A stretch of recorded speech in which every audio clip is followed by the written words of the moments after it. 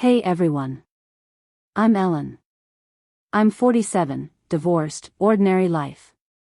At least it was ordinary until 4 weeks ago when my son Josh brought his new girlfriend home for dinner. That night changed everything I thought I knew about my family. It was a Thursday. Josh had been talking about this girl for months, Megan, but I'd never met her. He's 26 and lives across town, working at that tech startup. He called that morning, "Mom, we're coming for dinner tonight. You'll finally meet Megan." I spent the afternoon making lasagna, Josh's favorite since he was 10. I was nervous, I admit. My son hasn't introduced me to many girlfriends. This one's special, he'd said. At exactly 7 p.m., I heard Josh's key in the lock. I wiped my hands on my apron and walked toward the hallway, practiced smile ready. "Mom." Josh called out. "We're here." I rounded the corner and froze. Standing next to my son was my sister Rachel. Not a woman who looked like Rachel. Not someone who reminded me of Rachel. It was her. The same heart-shaped face. The same wide-set green eyes with that slight upward tilt at the corners. The same dimple on her right cheek when she smiled. Even the small scar above her eyebrow where she'd fallen off her bike when she was 9. But Rachel disappeared 28 years ago. She was 16. I was 19. And this girl, this Megan, couldn't be more than 25. "Mom?" Josh's voice seemed to come from far away. "Are you okay?" I realized I was standing there, mouth open, staring. The wooden spoon I'd been holding clattered to the floor. "I'm sorry," I managed, bending to pick it up. My hands were shaking so badly I could barely grasp it. You look so much like someone I used to know." Megan smiled, Rachel's smile, exactly Rachel's smile, and stepped forward. "It's so nice to finally meet you, Mrs. Bennett. Josh talks about you all the time." Her voice wasn't Rachel's. Rachel's voice had been higher, with that slight southern drawl we never lost despite moving north when we were kids.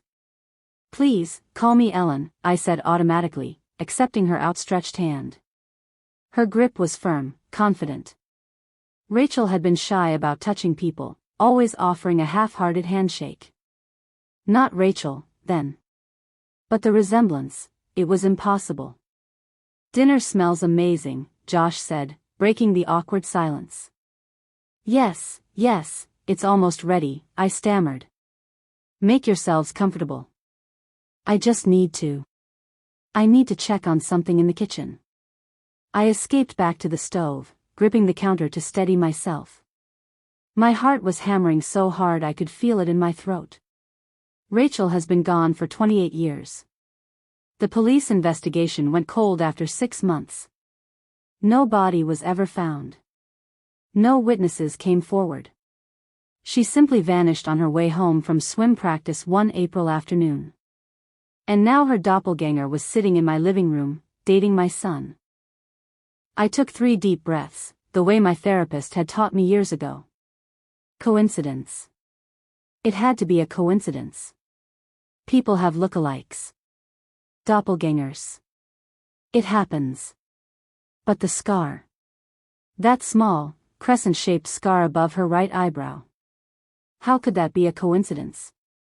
"Need any help, Mom?" Josh appeared in the doorway, concern written across his face. "No, honey, I'm fine. Just a little headache." I forced a smile. "Tell me more about Megan while I finish up. Where did you say she's from?"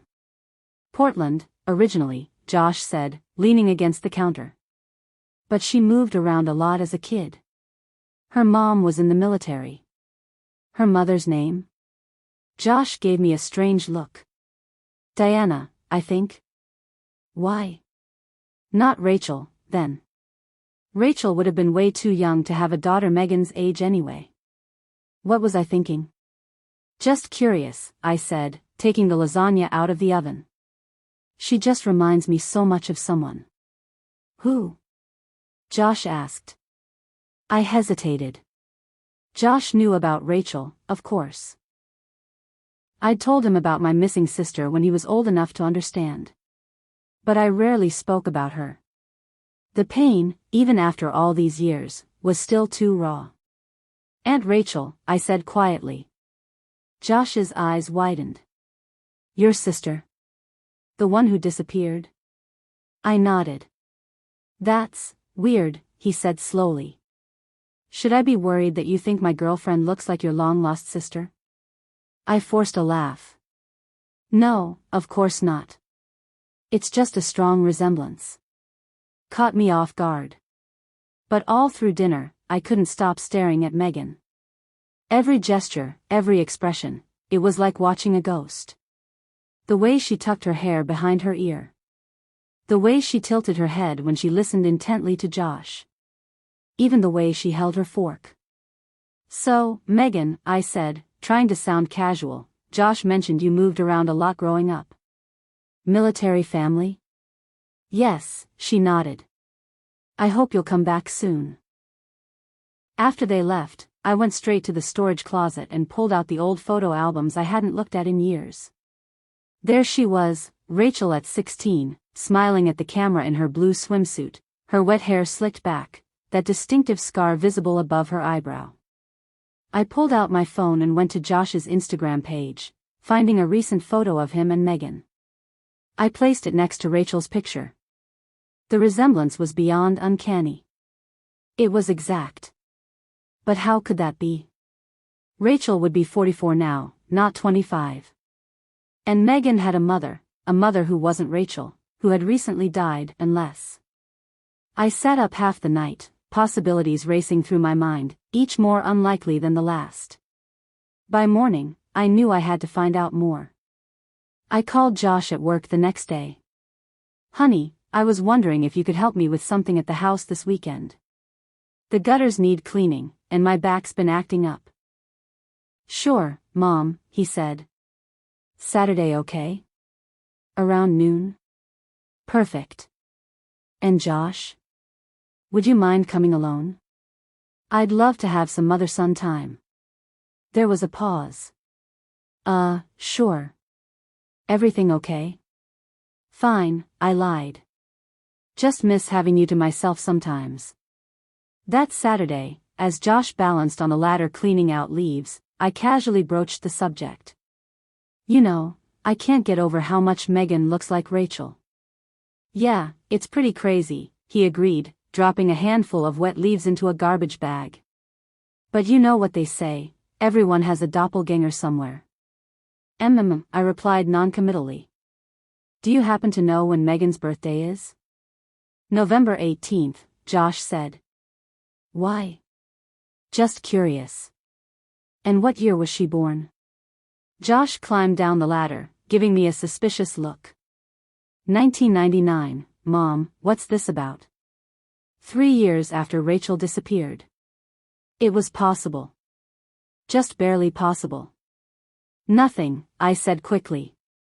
"Just making conversation." I hesitated, then added, "Has Megan ever mentioned any connection to Virginia? Before her mom joined the military?"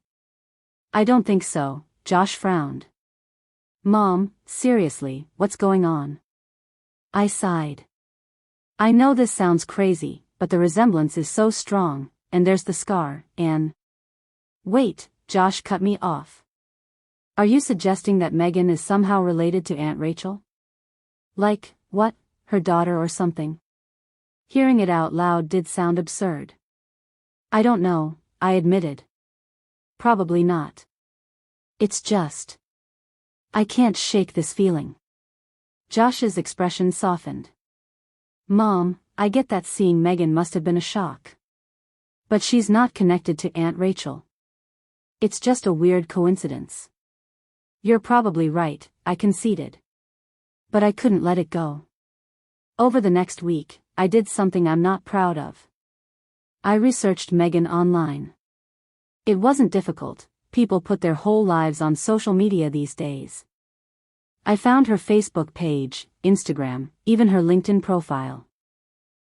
Megan Diana Reynolds, 25. Born in Portland, Oregon. Bachelor's degree in graphic design. Currently working at a marketing firm downtown. Her profile picture showed her with an older woman, presumably her mother, Diana, at what looked like Megan's college graduation. The woman didn't look anything like what Rachel might have grown into. She was blonde, for one thing, and much taller than Rachel had been. I sat back, feeling foolish. Of course Megan wasn't connected to Rachel. It was a coincidence, nothing more. And then I saw it. In one of Megan's Instagram posts from 3 years ago, a tribute to her mother after her death, there was a photo of Diana as a young woman, probably in her 20s. She was on a beach, laughing at the camera, her blonde hair whipping in the wind. Around her neck was a locket. A very distinctive silver locket with a small sapphire embedded in the center. Our grandmother's locket. The one Rachel had been wearing the day she disappeared. My hands were shaking so badly I could barely hold the phone. It couldn't be a coincidence. That locket was one of a kind, custom-made for our grandmother's 50th birthday. Rachel had treasured it after Grandma passed. But if Diana had Rachel's locket, I needed to talk to Megan again. I invited Josh and Megan for dinner the following Friday, making some excuse about wanting to make up for being so distracted during our first meeting.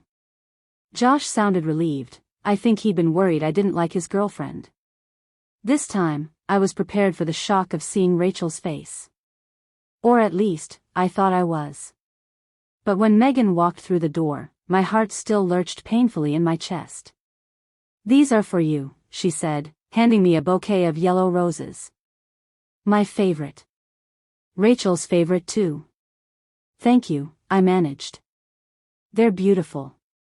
During dinner, I steered the conversation toward families, toward childhood memories.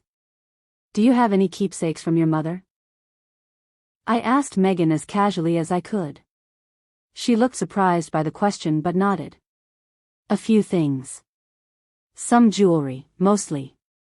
"Why do you ask?" "Just wondering what people hold on to," I said. "I have my grandmother's locket, silver, with a small sapphire. It's my most treasured possession." Megan's fork paused halfway to her mouth. That's strange." "What is?" I prompted, my heart pounding. "My mom had a locket just like that.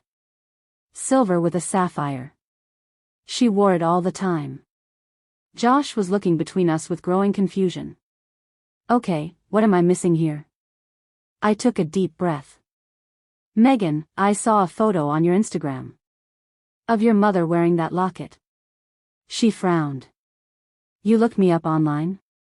"I did," I admitted. "I'm sorry. But that locket, it belonged to my grandmother. Rachel was wearing it the day she disappeared." The color drained from Megan's face. "What are you saying?" "I don't know," I said honestly. "But it can't be a coincidence. The way you look, the scar, the locket. Did your mother ever talk about her life before you were born? Before the military?" Megan set down her fork with a shaking hand. "Not much. She said it was painful. That she'd lost her family." "Lost how?" I pressed. "She never said exactly. Just that there had been a tragedy, and she was the only survivor." Josh put his hand on Megan's arm. "Mom, you're upsetting her." "It's okay," Megan said to Josh, then turned back to me. "What happened to your sister?" "Exactly?" I told her what little we knew. Rachel leaving swim practice.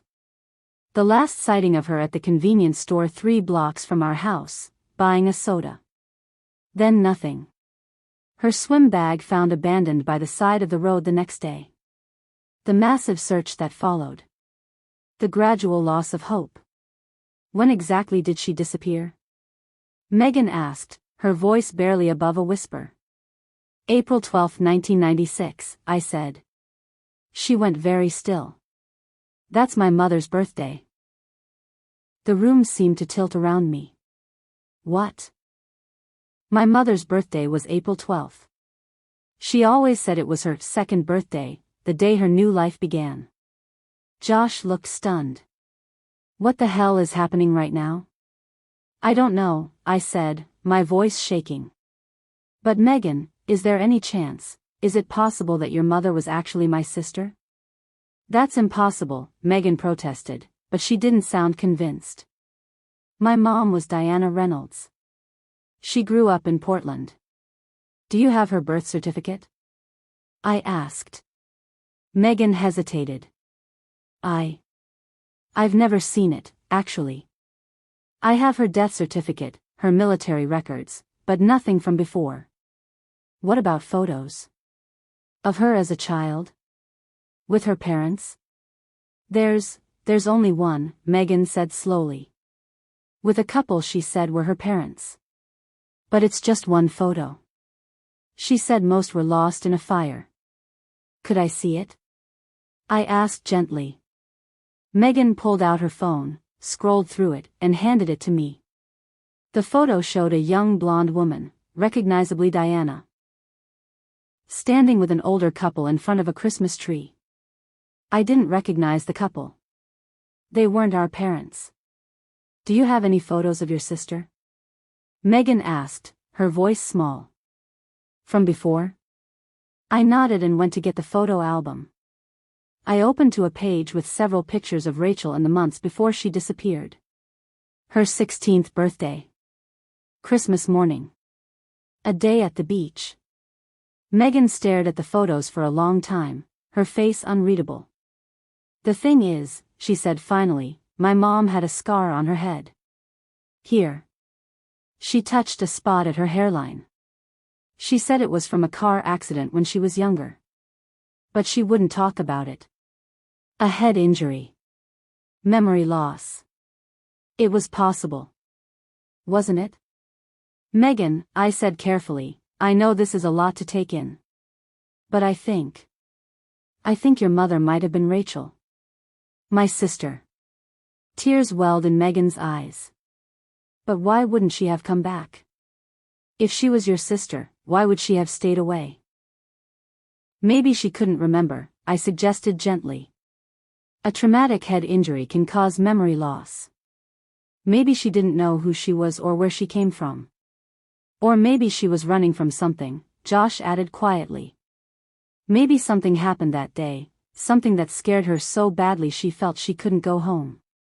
Megan shook her head, tears now streaming down her face. This can't be real. My whole life, my mother.